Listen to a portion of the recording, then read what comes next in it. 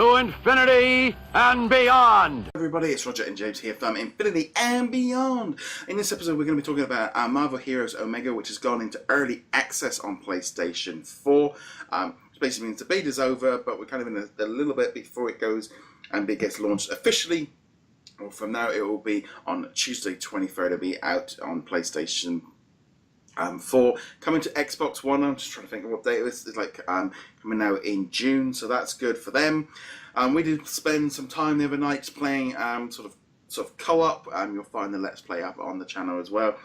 But they made a few changes and stuff. So, what's your kind of? Have you changed your opinion on anything since the beta? They've moved a few things around.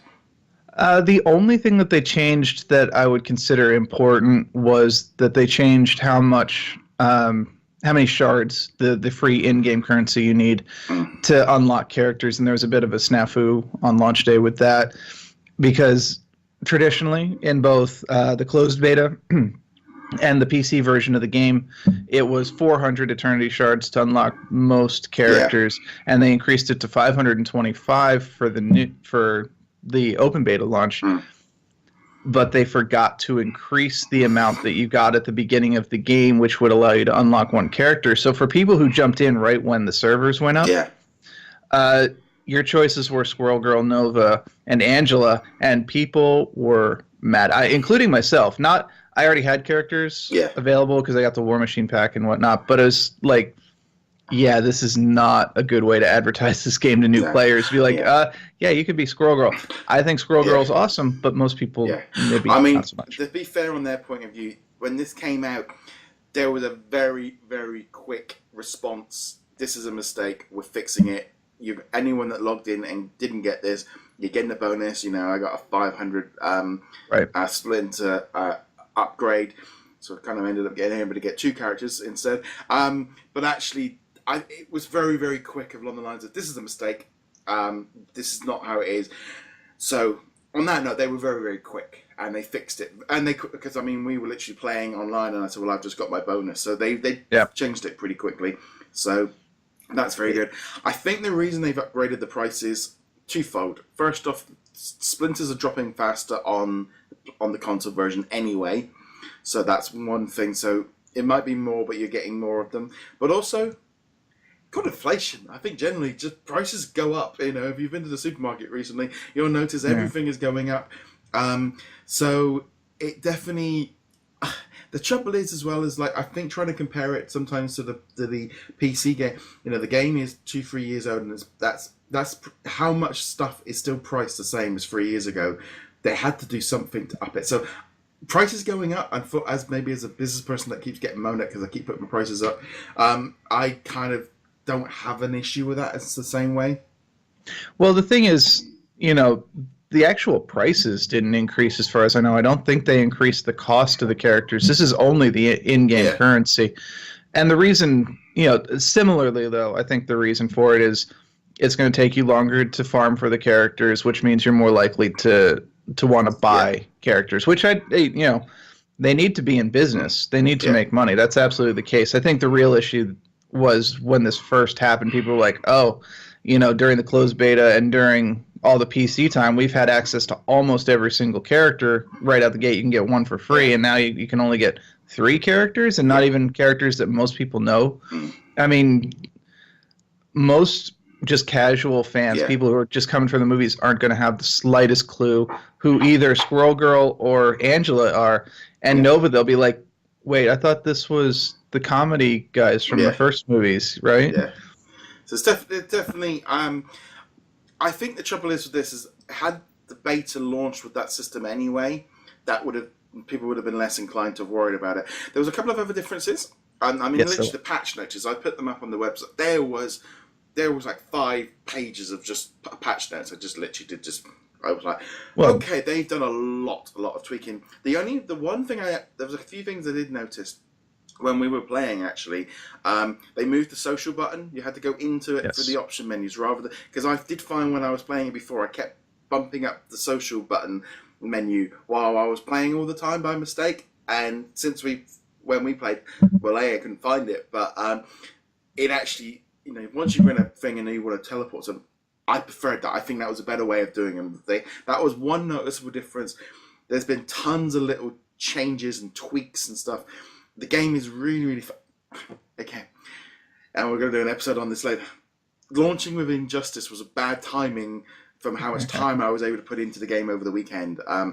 Unfortunately, Injustice distracted me for a few hours. I know it's almost that kind of thing of, I know once I'm done with Injustice, I'll go back to Marvel Heroes. It was just one of them situations of a bad, especially for us here, they were both launched on the same day. So it was, I know US ones you might have had a little bit because it came out on Tuesday, so we had a bit longer. For me, it was exactly the same day. Yeah, and it's worth keeping in mind, of course, this is the early access period. Yeah. Technically, it doesn't launch until the 23rd, which is actually probably when people are watching this, but that's beside the point. Yeah. So yeah, that's when this episode will go out. But it's definitely, I think it's really good. If you're on the PlayStation 4 and you're a Marvel fan, download this game. Give it a try. Pick up your free character. Play through the story mode. Some of the stuff is going to be very, very confusing. The crafting system. Don't craft. Just literally don't worry about all that. Keep one item that you need for the part that you need. Dump everything else. Don't worry too much about it. It's very, very. It can be confusing. Just enjoy the character. Enjoy leveling up to level 60, unlocking all the powers, playing through the story mode. You're going to be doing that. Even if I'll be honest, if you're a budget gamer, get in here, do the main story, get your trophies, enjoy it. Literally, I can't say this enough. As a Marvel fan, get in there, try this game out. You have got nothing to lose. You're going to, this game, even if it was 15, 20 quid, I'd be telling you the same thing. But this is free. There is no reason not to jump in and play this game. I have to agree, especially since you can enjoy every single chapter of the game, prologue to chapter 10 or whatever they decide to end it at, without spending a dime. And that'll be a several hour experience, even if you play just on your own. It'll be a little bit faster if you play with friends, because Yeah, it was. Yeah. But there's no reason to at least not try it. You don't need to spend money on this game to get your first character for free. Okay, you won't be able to play as Deadpool or Spider-Man because they're slightly more expensive, and you won't be able to get them out the gate unless you actually logged in this weekend, because then you would get 900 splinters, and you could, but not anymore. No. But there's still a ton of characters you can play on. I think Captain America is available. Hulk, Iron Man, Hulk, all these guys. No, Hulk's I think expensive, but yeah, it's definitely. I literally can't really sort of say. I mean, the thing is, you got to think of this as a MOBA. Okay, this follows. It's kind of quite interesting because I was watching this video on No, and it was all about the history of microtransactions and basically MMOs are kind of the big microtransaction kings. That is the main game that has the style that has these kind of things.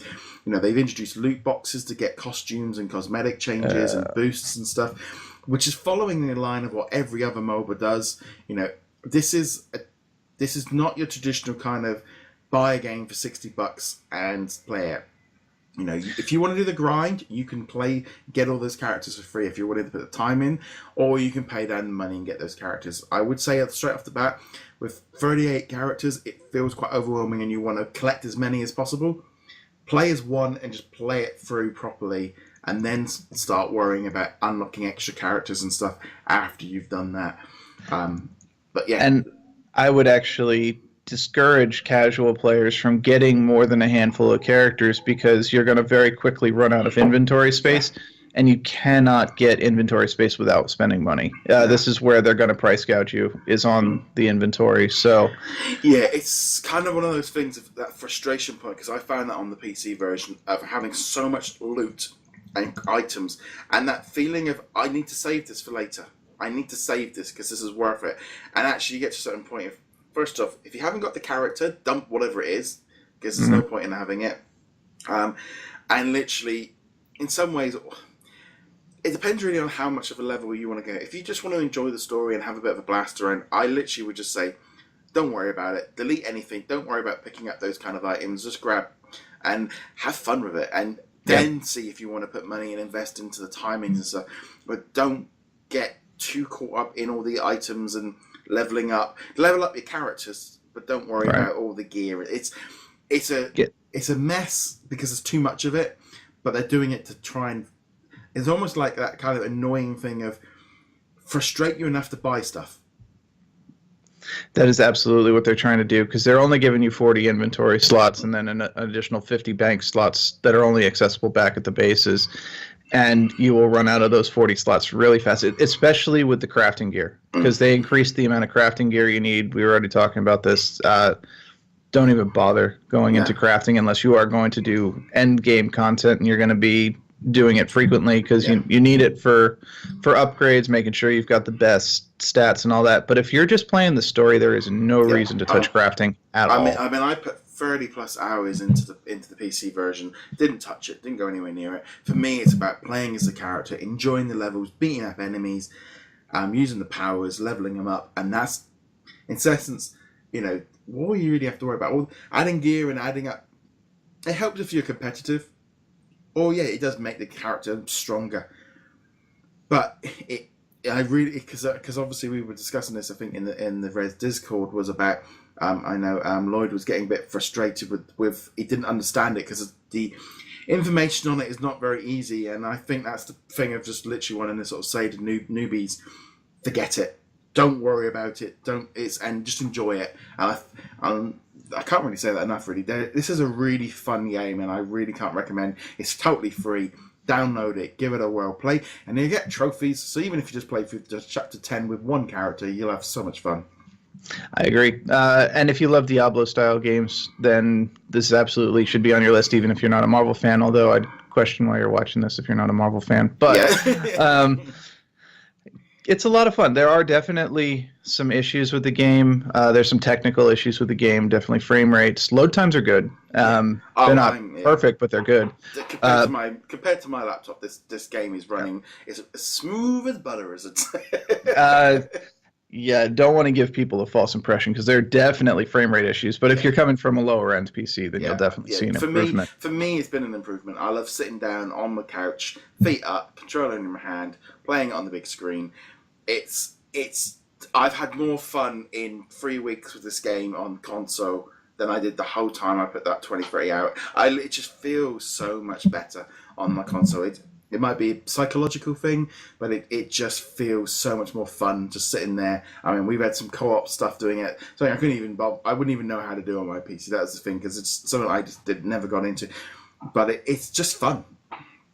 It is just fun, and they do need to work on their tutorials, though, because there are certain things that they just don't explain. They never explain the crafting system, ever. So, but there's other things too, and this is what you're kind of talking to. We were in the Res Discord channel, and people kept asking questions like, "Yeah, that's fairly complicated. Yeah, okay," and literally just there was an entire conversation yesterday from when we recorded this where it's just like, "No, don't worry about that. No, don't worry about that. No. They don't bother to explain it, but that's useless. Yeah. Oh, no, you do need to do that." Yeah. But all of this stuff should be explained in the game, and it's not. So if you can, find a veteran. There is a help option and stuff there. But yeah, definitely. Because I was like, James, what do I do with this?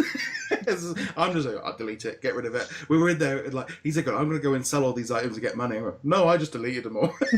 I mean, and sometimes you have to, because 40 items, it sounds like a lot, but it fills up. Not when you've got... The thing is, as well, the more characters you've got, you've still only got those 40 items, and that's where the problem comes.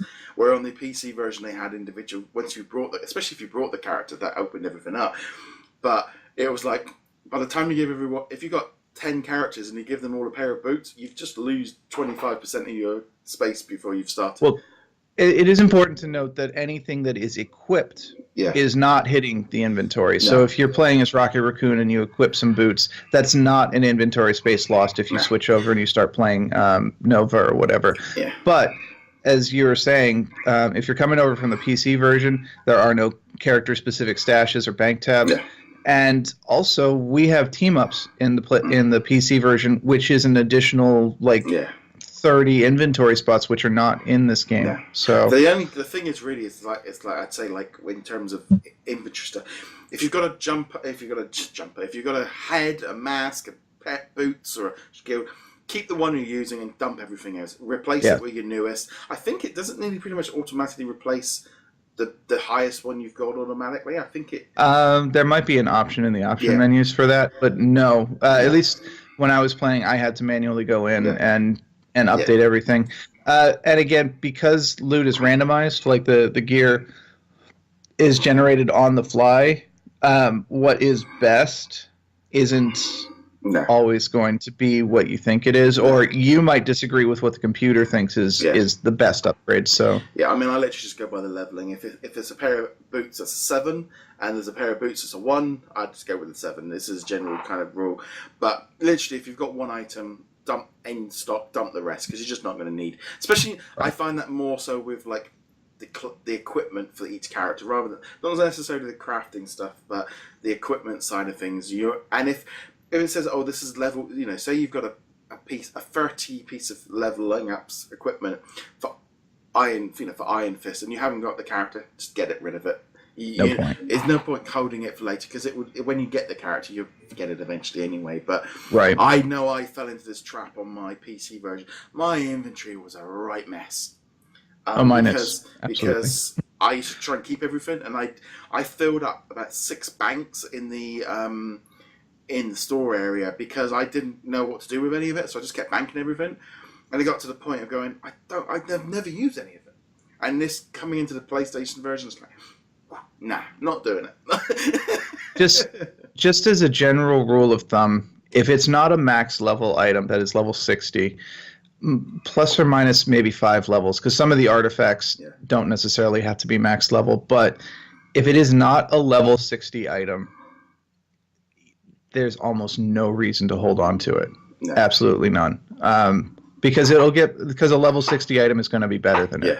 Period. Just end of story. So if you're sitting there going, man, I've got this level 55 medallion for my character. It's a Green Goblin medallion. It's got some really good stats on it. It's like, it might, but the level 60 version is going to be better. So just toss the 55. There's no point. Yeah. Well, on that note, guys, let us know what you're doing. Are you going to be playing this game? We'll be doing quite a bit of stuff on it as the game is now properly out. Once it launches, I'll probably be doing a lot more videos and stuff, probably looking at some of the characters and stuff and going down that line. Just a reminder, which you can do over here. Sorry, just a quick reminder, because it occurred to me, if you are going to try out the game, you should try it out fairly quickly, because you will get Daredevil for free, completely unlocked, level 1 through 60. We don't know when the expiration on this offer is, but I would still jump on it sooner rather than later. So definitely get in there, try it out, have some fun. Let us know what you guys think of it. As per usual, you can check us over at DisKingdom.com, hit that subscribe button, and you can also find James over at HeroicLegacy.com. And he's been doing some content as well for Marvel Heroes, so you definitely want to check that one out. On that note, guys, thank you very much for watching. See you guys soon. Later.